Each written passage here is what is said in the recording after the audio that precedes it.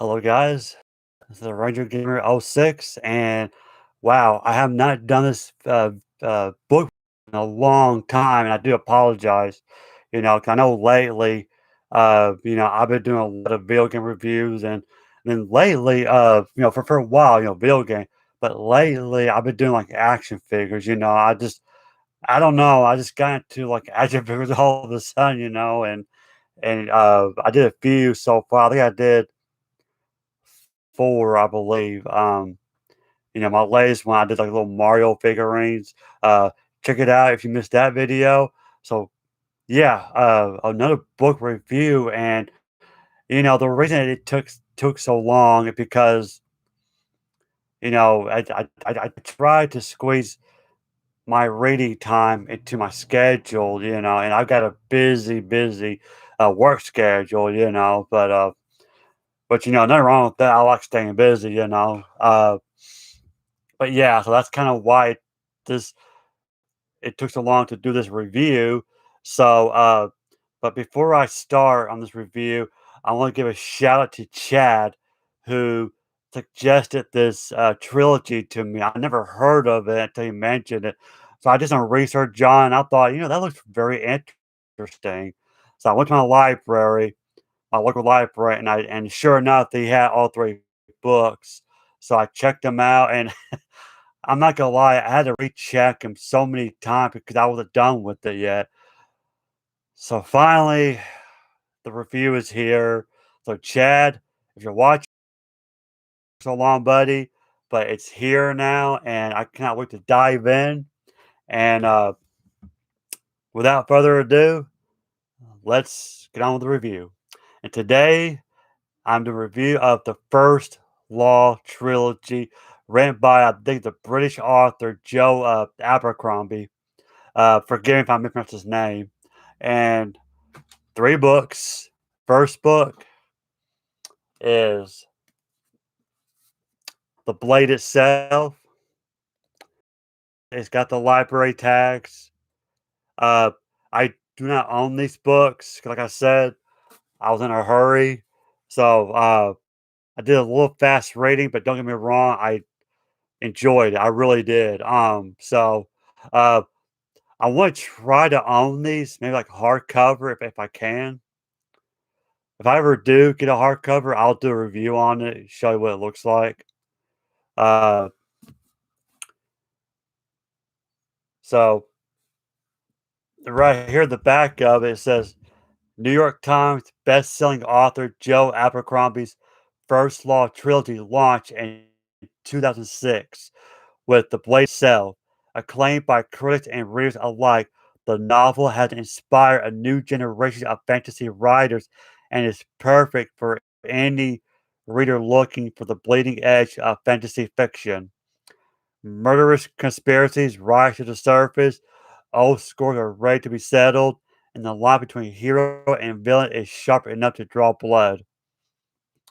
So, and uh, praise the First Law series, bloody and relentless. That was George R. R. Martin himself said that. For those who don't know who he is, he's the author of A Song of Ice and Fire, which HBO made uh, Game of Thrones. Good series. Well, the TV show was okay until the final season. But anyway, uh, yeah, and from the Times, there's a gritty edge to his world and an awareness of the human cost of violence that's very contemporary. Sorry about that. Yeah, I mean, there you have it. First book, The Blade itself. Uh, Next, we got the second book, Before They Are Hanged. Love the artwork. Beautiful. The spine on that one. In the back.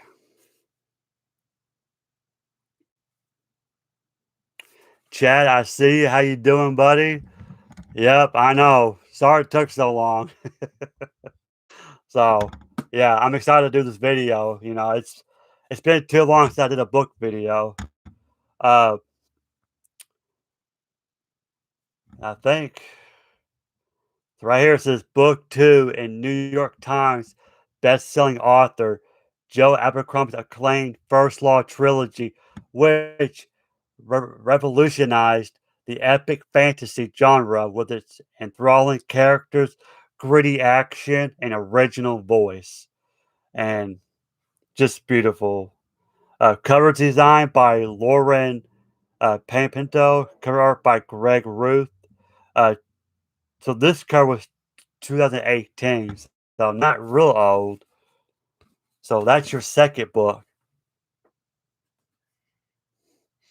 And oh, you're on lunch break. Okay, I didn't realize you're at work, buddy. Sorry about that. Perfect timing. Awesome. Good, good. I'm glad. And third and final book, you got Last Argument of Kings. Again, love the artwork. And this, if I'm not mistaken, this is Logan Nine Fingers. I have to say, this is my favorite character. I don't know, just something about his personality I just really like. Uh, and here it says, Book 3 in New York Times best-selling author Joe Abercrombie's acclaimed First Law Trilogy, which revolutionized the epic fantasy genre with its enthralling characters, gritty action, and original voice. Okay, basically what the book 2 says. And the back of it, there you have it. And the best, in many ways, uh, yeah, the Bloody Nine. There we go. Yeah. I mean, and speaking of the series, I also discovered that they made a comic book version that I would really love to get into if I get a chance. I don't know if I'm going to buy a physical copy or will I get it digital. I don't know. I'm still thinking about it. But I would love to read a comic book version. But let me give you a gist of the story. It's a lot in many ways. It reminded me of a song of Ice and Fire. Not even really close to Lord of the Rings, because Lord of the Rings is more of a friendly oriented, and what I mean by that, it's family fun reading. Because I was talking about Ice and Fire, everybody know it's for mature audience. This book, same thing, although toned down a little bit, but not in a bad way. Not in a bad way. It's still a great read. And guys, a lot to take in. So really, I just got a little paragraph. The best way to describe this series is, like I said, it's a toned down, uh, a song of ice and fire. Again, not in a bad way. Uh, the series is set in the epic fantasy world called the Circle of the World. Uh, that is it's a what's really interesting. It's like a medieval Europe, and I just some about Europe. I really love the setting. And magic was once a force in this world, but now it seems to be fading to the point that most people don't believe in it, and uh, and that kind of got me excited. And I'll get that in a moment. Uh, uh, the action, for the most part, takes place in or regards people from the central realm known as the Union. The Union appears to be in a state of near perpetual war, constantly maneuvered into seemingly useless conflicts by a dysfunctional government and an uncompromisingly proud foreign policy. In the frigid north, it rumbles toward an inevitable war with the Northmen. And remind the Northmen in some way remind me of the White Walkers from Game of Thrones. A rough alliance of barbarous Warmagoran tribes, in the heat-ravaged south, and the Union and the Gurkish Empire are in a conflict over control of the Sea of Dagasta. Dagaska, I think is how to pronounce it. And what's interesting about the series, it reminded me of a lot of things put together. Like I said, I was talking about Ice and Fire, obviously, because it's got a few language here and there, uh, and like the Empire, I don't know what it is. I mean, I'm a huge fan, and I will do review on this hopefully soon. And of course, I'm talking about The Witcher. Uh, it's a great. It started as a poem, it's a book, and then later made video games, and there's now a TV show on Netflix. But I'll get more into that in my later videos. But when the Empire and all of that, it in so many ways it reminds me of The Witcher. So it feels like I'm reading A Song of Ice and Fire, The Witcher combined. It just blew my mind. And uh, and the royal, and this may sound weird to some of you guys, is in some weird way, it reminds me of uh, it's a video game called Dishonor, came out 2012 or 2013 on the PS3 and 360. You can get it now on the PS4 and the Xbox One. Great game, and I think it's just the way it's set up is like, you know, I would say it's steampunk in a way. It kind of reminds the way they're dressed. What that guy's name, Jezel, West. These characters, and you know what? I take that back. There is a little bit of Lord of the Rings references. And in so many ways, it reminds me of the Fellowship of the Ring a little bit. You got this wizard, and he's so very interesting. Name, forgive me, Bayes. He's a bald-headed wizard. He's a Magi, and and this character. And I'm not gonna lie, he made me uncomfortable at first, because this guy is mysterious. But as you read on, you get attached to his characters. And you got Pharaoh.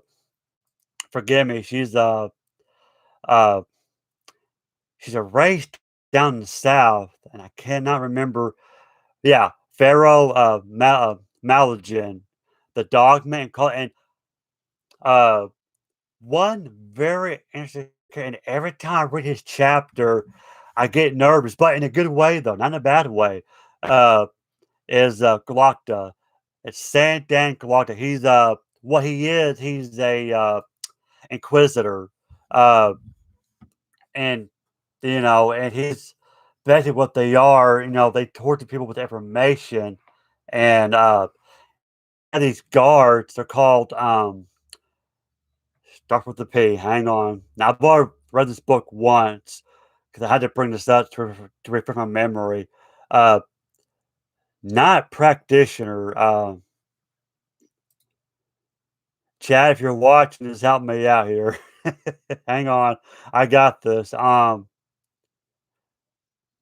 they're very interesting characters. I mean, they're like, I guess you could say they're like uh practicals.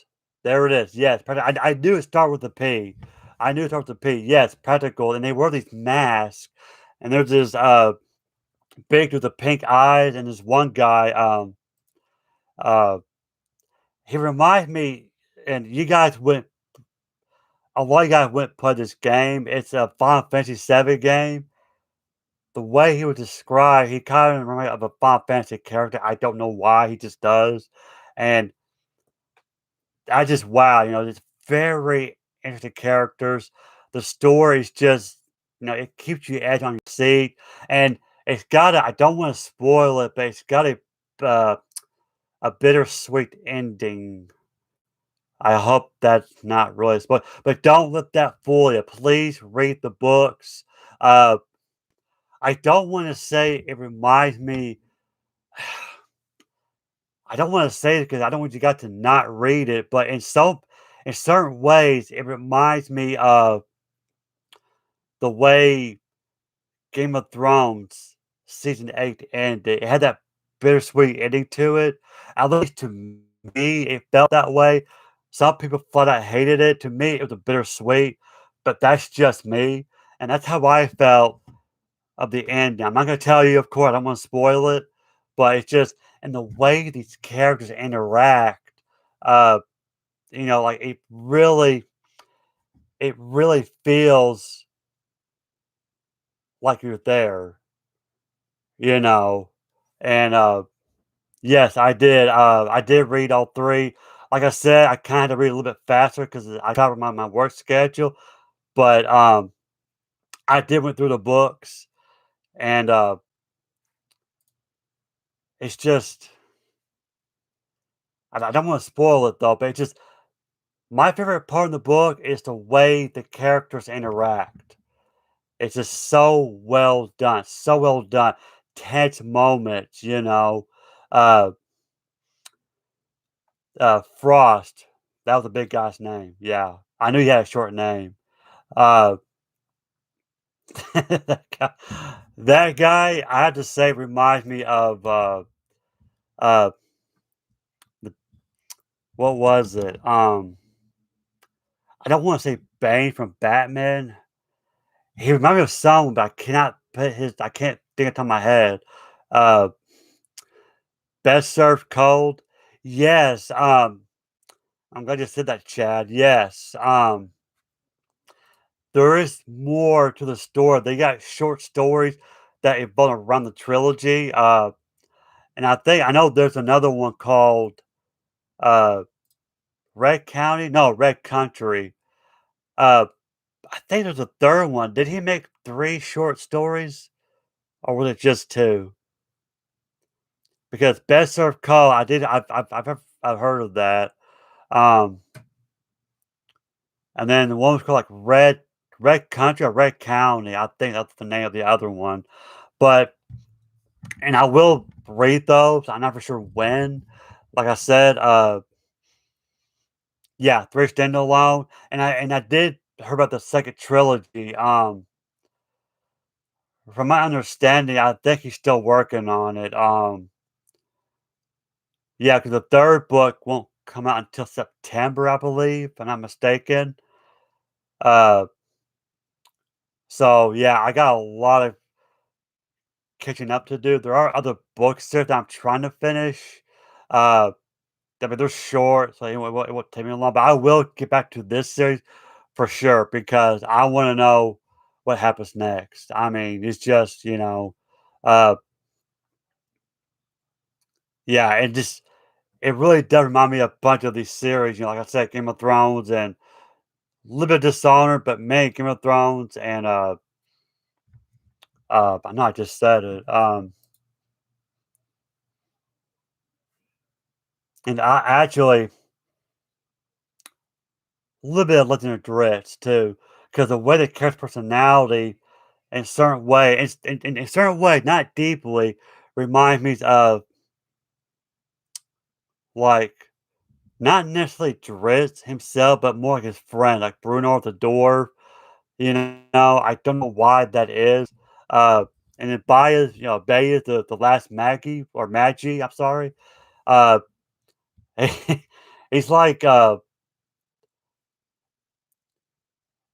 slightly maybe like a little bit darker version of Gandalf, you know, more humorous. Just that guy cracks me up, when they're together, he's like kind of sarcastic. I love the guy, I love the personality. Uh the Heroes, that was the other one. Okay, you're still reading the Red Country, I see. Okay. All right. Uh Now does it matter which one I read first, or I mean, are they in chronological order? And by the way, this is the first time I got someone talking to my video because when I do my video, it's a live stream, obviously. But yeah, and feel free, guys. When I'm doing a video, feel free to say something. I mean that's why I'm here. Uh, but I don't think there's any right order to read the standalone books. But there is. I like to know because I don't want to get confused. Uh, uh, there's so much to learn. There's so much more to the story. But anyway, guys. Okay, I see what you're saying. Okay. Well, that's good to know. Okay, good. And I think my local library had those books, if I'm not mistaken. But if not, I go to the next town over and go to their library. or actually, if I can find a good product, I will buy it for sure. Okay, okay. What I'll do is, I'll do some research on that, because the kind of person I am, and, I like to do things in chronological order. That's just how I am. Some people like to read things or play games the year they were released, and that's fine too. But me, I do it in the correct order. I don't know. I guess I'm weird that way. But anyway, guys, that's it for today. I gotta go. Chad, thank you for being there. Again, sorry it took so long. It's good to hear from you. I hope you guys like this video, and please check out this series. Joe Abercrombie, great author, great writer. Uh,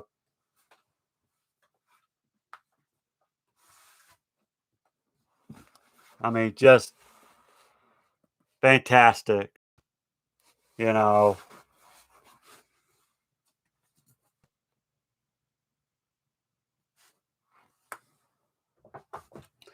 fantastic read, fantastic. And Chad, you're welcome. I'm sorry, buddy, that took so long. But I'm happy to do it for you. And like I said, I will do more. I don't know when. I have to fit to my work schedule. I got other stuff that I want to do. I will get back into this series for sure. Count on it. So thank you guys. Have a good night. Chad, I'll see you later, buddy. Don't work too hard. Enjoy your lunch break. And I'll see you guys later and have a pleasant evening. Bye.